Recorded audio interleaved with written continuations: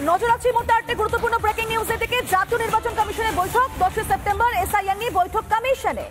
এই বৈঠকের জন্য সব রাজ্যের সিইও কে তলব করা হয়েছে। মুখ্য নির্বাচনী আধিকারিকদের তলব করেছে কমিশন, যেখানে আজই দিল্লি যাচ্ছেন রাজ্যের সিইও মনোজ কুমার আগরওয়াল।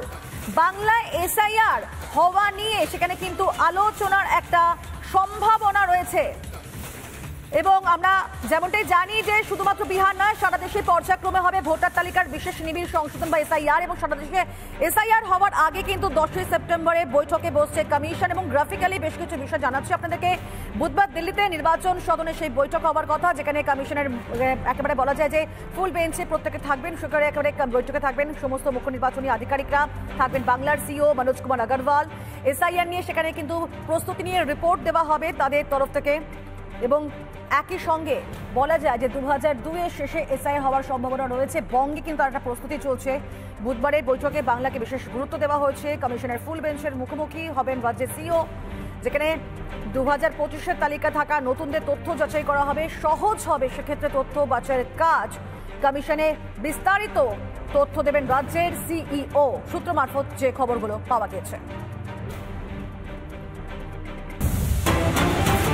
আর এবার একটু মালদা থেকে নজর দেওয়া যাক, কারণ মালদায় যে খবর আমরা পাচ্ছি বিএলও তালিকা নিয়েও সেখানে নিয়ম ভঙ্গের অভিযোগ। তৃণমূলের বিরুদ্ধে নিয়ম ভঙ্গের অভিযোগ করছে বিজেপি। শাসক ঘনিষ্ঠদের নাম রয়েছে বিএলও তালিকায়। বিএলও তালিকায় অস্থায়ী কর্মীও রয়েছে। শাসক ঘনিষ্ঠ অঙ্গনওয়াড়ি কর্মী, পার্শ্ব শিক্ষকদের নাম বিএলও তালিকায়। নির্বাচন কমিশনে অভিযোগ করেছে বিজেপি।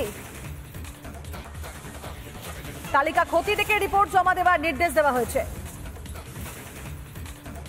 মালদায় বিএলও তালিকা নিয়েও নিয়মভঙ্গের অভিযোগ। তৃণমূলের বিরুদ্ধে নিয়মভঙ্গের অভিযোগ করছে বিজেপি, যেখানে পরিষ্কার জেলা বিজেপি নেতৃত্বের তরফ থেকে বলা হচ্ছে যে শাসক ঘনিষ্ঠদের নাম রয়েছে সেই তালিকায়, বিএলও তালিকায় নাম রয়েছে অস্থায়ী কর্মীদের, এমনকি শাসক ঘনিষ্ঠ যারা অঙ্গনওয়াড়ি কর্মী রয়েছেন, মানে তাদের দয়ায় দাক্ষিণ্যে যারা চাকরিগুলো পেয়েছেন, তারা কিন্তু এভাবে তালিকায় তাদের নাম জলজল করছে। পার্শ্ব শিক্ষকদের নামও বিএলও তালিকায় রয়েছে। তবে এই নিয়ে বিজেপির তরফ থেকে কি অভিযোগ করা হচ্ছে এবং তার পাল্টা টিএমসি নেতৃত্ব বাকি জানিয়েছেন, শুনুন।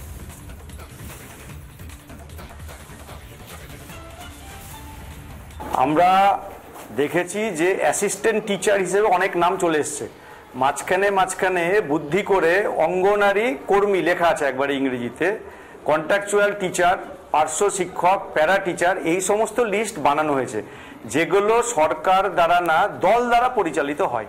সেই জন্য সেগুলো আমরা টিক মার্ক করেছি এবং এক একটা বিধানসভা ধরে আমরা যাদের যাদের নাম আমাদের সন্দেহজনক মনে হয়েছে সেইটা আমরা কিন্তু ইলেকশন কমিশনকে জানিয়েছি।